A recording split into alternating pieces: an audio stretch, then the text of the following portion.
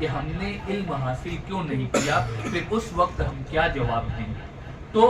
سب سے پہلی ذمہ داری ہماری یہ ہے کہ ہم اپنے عقائد کی حفاظت کریں، اور عقائد کی حفاظت کا سب سے پہلا اور مؤثر طریقہ یہ ہے کہ ہم علم دین کو حاصل کریں۔ اب علم دین حاصل کرنے کے بعد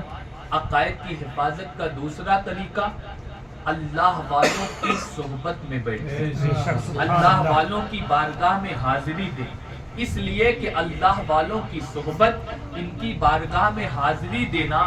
یہ بڑا بافیض ہوتا ہے۔ جب اللہ والوں کی بارگاہ میں آپ حاضر ہو گئے اور جو یقیناً صحیح معنوں میں سچا اللہ والا ہو،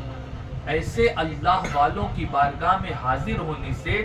آپ کے دل میں خوف خدا، خشیت الہی پیدا ہوتا ہے، حضور کی سچی اور پکی محبت پیدا ہوتی ہے، اور پھر اطاعت کی طرف، شریعت پر عمل کی طرف ہماری رغبت ہوتی ہے، اور ہمارے ایمان کو مضبوطی ملتی ہے، ایمان کو قوت ملتی ہے، رب پر توکل ہمارا جو ہے، رب پر بھروسہ جو ہے یہ بڑھتا ہے۔ اس لیے اپنے ایمان کی حفاظت کے لیے علم دین حاصل کریں، اور اس کے ساتھ ساتھ اللہ والوں کی صحبت میں بیٹھیں، علماء دین کی صحبت میں بیٹھیں، ان سے اپنے سوالات کریں، وہ آپ کو جوابات دیں گے، رب پر آپ کا بھروسہ بڑھے گا، اللہ کے رسول صلی اللہ علیہ وسلم کی سنت پر زیادہ سے زیادہ عمل کرنے کا جذبہ پیدا ہوگا۔ تو اور تیسری چیز، اعمال صالحہ کی کثرت کریں، شک و شبہات سے بچیں، جتنا آپ نیک عمل کریں گے، اعمال صالحہ کی کثرت کریں گے، تو اس عمل کی برکت سے اللہ تبارک و تعالیٰ آپ کے ایمان اور عقیدے کی حفاظت فرمائے گا، اور رب پر آپ کا توکل، آپ کا بھروسہ جو ہے وہ مضبوط ہوگا۔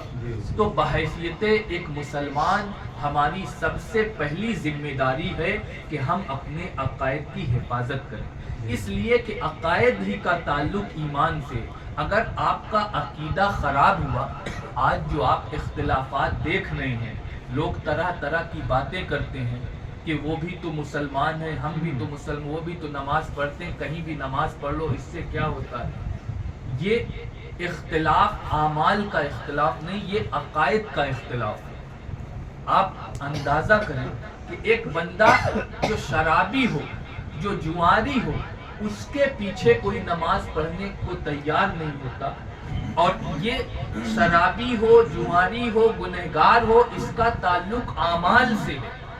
اور اس سے بھی بڑھ کر، اس سے بھی جو پیچیدہ مسئلہ ہے وہ عقائد کا ہے۔ تو جس کے اعمال میں بگاڑ ہو، اس کے پیچھے جب ہمارا دل گوارا نہیں کرتا کہ ہم نمازیں پڑھیں، تو جس کے عقائد میں بگاڑ ہو، اس کے پیچھے ہم نمازیں کیسے پڑھیں؟ تو سب سے پہلے ہماری ذمہ داری ہے کہ ہم اپنے عقائد کی اصلاح کریں، عقائد کی حفاظت کریں۔ اب اس لیے کہ اگر آپ کا عقیدہ محفوظ نہ رہا، عقیدے میں بگاڑ پیدا ہو گیا، اور معاذ اللہ وہ گمراہی یا کفر تک پہنچ گیا، تو ساری زندگی آپ اعمال صالحہ کرتے رہیں، نماز پڑھتے رہیں، روزے رکھتے رہیں، تلاوت قرآن کرتے رہیں، ساری زندگی اعمال صالحہ کرتے رہیں، کوئی بھی گناہ نہ کریں، لیکن یہ تمام چیزیں اس پر فرض ہیں جو صاحب ایمان ہو،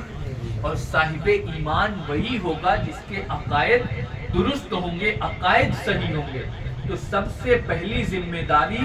ہماری یہ ہے کہ ہم اپنے عقائد کی حفاظت کریں۔ دوسرا، اب عقائد کی حفاظت کے بعد جب ہم مسلمان ہوئے، تو فرائض میں سب سے پہلے جو افضل العبادات ہے، جو اہم الفرائض ہے، ہماری ذمہ داری ہے کہ ہم نمازوں کی پابندی کریں۔ نماز، اللہ کے رسول صلی اللہ علیہ وسلم نے ارشاد فرمایا، ہر چیز کی ایک نشانی ہوتی ہے، ایک پہچان ہوتی ہے، علامت ہوتی ہے، جس کے ذریعے وہ شے پہچانی جاتی ہے، اور اللہ کے رسول صلی اللہ علیہ وسلم نے ارشاد فرمایا